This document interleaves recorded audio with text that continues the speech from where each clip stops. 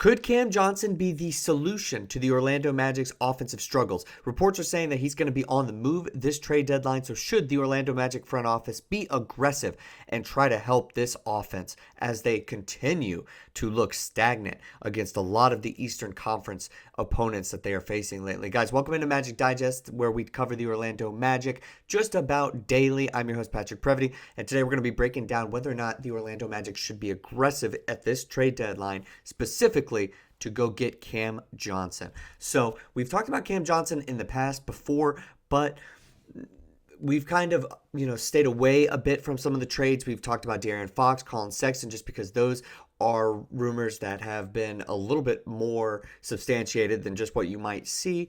Colin Sexton, the Orlando Magic are favorites to get him, and De'Aaron Fox is a huge name out there that I think would change this franchise. But outside of that, not really too many other options, and I think everybody opts to, especially the fans would, to keep this core together, at least from what we saw in December, right? They fought super hard. Well, here's where all of this is coming from. NBA insider Bobby Marks, who I personally respect a lot, did suggest a trade that would send Cam and Keon Johnson to the Orlando Magic for Cole Anthony, Gary Harris, Orlando's 2026 first-round pick, top 12 protected, a 2027 first-round pick swap, top 10 protected, and a 2028 second-round pick, more favorable of the Lakers or Washington Wizards. Now, I think that this could happen, but we're going to talk about why.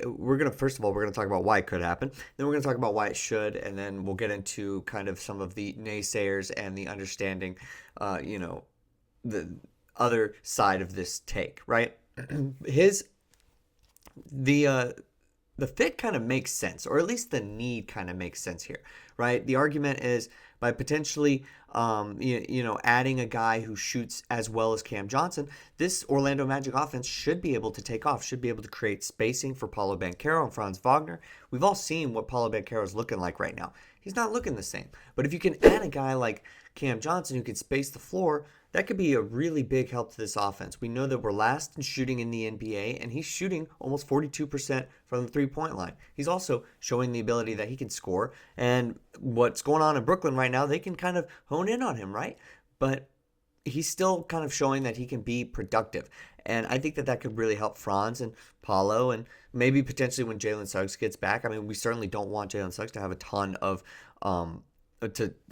of load on his shoulders, right? We don't want him to be able to ease back into it. Could Cam Johnson help with that? I mean, we'll see exactly when Jalen Suggs comes back. The Orlando Magic play the Pistons tonight, and I'll get into that at the very end of the video. But he fits kind of the Orlando Magic timeline as well. The Orlando Magic want younger players that are going to be here for the long term. Right now, Cam Johnson's 27, and that aligns well with guys like Banchero, guys like Franz. Brooklyn's perspective is, look, I know that they recently said if the price isn't right, they're not going to trade it, but I do think that the Magic have some decent pieces that could make this work, and it probably would cost a little bit more than just Cole Anthony and whoever else you might want to throw in on the end of the bench. You might have to end up sending a guy like Jet Howard or Anthony Black, but maybe you do that.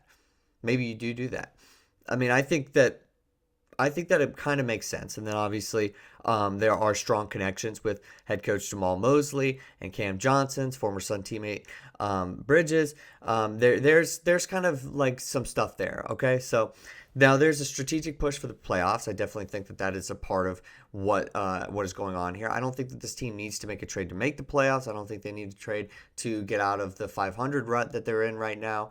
Or get out of the losing streak, I should say. They're at 23-23. I don't think they need a player to elevate their game to the point of that's the only way that they're going to be able to climb up the standings. But when we're talking about the playoffs and what's going to happen in the postseason, we saw that this team was clearly outclassed offensively last year by the Cleveland Cavaliers. Who's to say that it's not going to happen this year?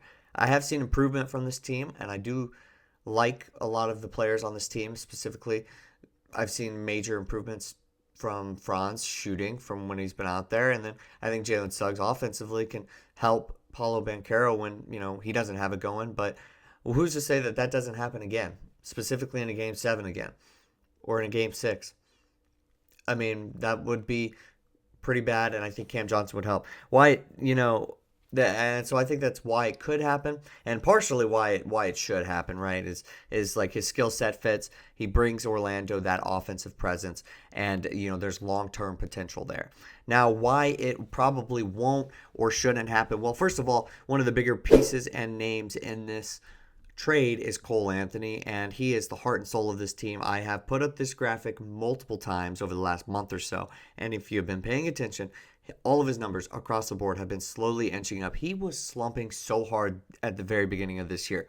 Could not be understated. Jamahl Mosley was practically putting him in his doghouse. He was not getting minutes. It was going to Anthony Black, and it was going to, obviously Jalen Suggs was out there, but he was opting for Gary Harris, Corey Joseph before he was going to turn to Cole Anthony. And then he just had to go to Cole Anthony, and he was able to step up and kind of forgot, hey, look, this guy is a pretty decent player. Was like the sixth man a handful of years back. Like, he's got plenty in him, and he's a great locker room presence. Not a player that you necessarily want to give up, especially if you're trying to think about the culture of this team. If there's any culture that the Orlando Magic have right now, it's got to do with Cole Anthony. It's got to do with Cole Anthony. And you don't want to really give that up, especially for a player that's not the boom talent that could really set this team over the edge. I know a lot of people, I floated out, hey, De'Aaron Fox, as I mentioned earlier. Well, yeah, you'd give up Cole Anthony for De'Aaron Fox. It's De'Aaron Fox. I mean, it's an all-star level player in the Western Conference, especially, when you're competing with all those guards. But when it comes to Cam Johnson, maybe not. And certainly I would understand. And Cole Anthony giving up that piece, that's a huge deal. That's a huge deal. Now, I do think that the fit makes sense. The fit makes sense as far as like some of the spacing and the shooting and the push to the playoffs. But can he completely assimilate into this roster? This is getting to a point where this team hasn't played at all this year together. With Paolo Banchero, Franz Wagner, and Jalen Suggs. We have not seen that since the very, very beginning of the season. How can we truly assess what we have and what this team needs as well, right? Like, so I certainly understand that too. When you haven't had the main core play together, can you add a guy like Cam Johnson and it still works? Jamahl Mosley, wizard of a coach. But at the end of the day, can you really justify trading a big cultural piece? Other players such as Wendell Carter Jr., maybe even Jonathan Isaac, guys that you just recently re-signed, you might be on a decent deal, team-friendly contracts, or anybody expiring as well that could potentially give the Magic a little bit of flexibility in the offseason. Could you trade that for just Cam Johnson, who you don't know will fit 100%?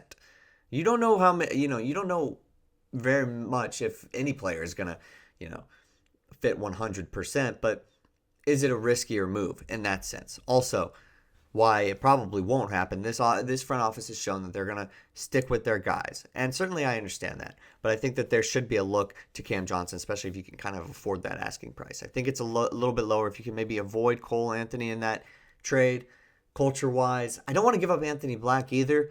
So is there any way that we can do it without those guys? I think everybody else, specifically on the bench, is doable. But I don't think the Brooklyn Nets would do that without those two guys. So we'll have to see. We're probably at a stalemate there. But let me know what you guys think. Should the Orlando Magic make a run to go get Cam Johnson, or is it all just hearsay for right now? But thank you guys so much for watching. Hopefully everything made sense in this video, and I will see you guys next time with more Orlando Magic basketball content.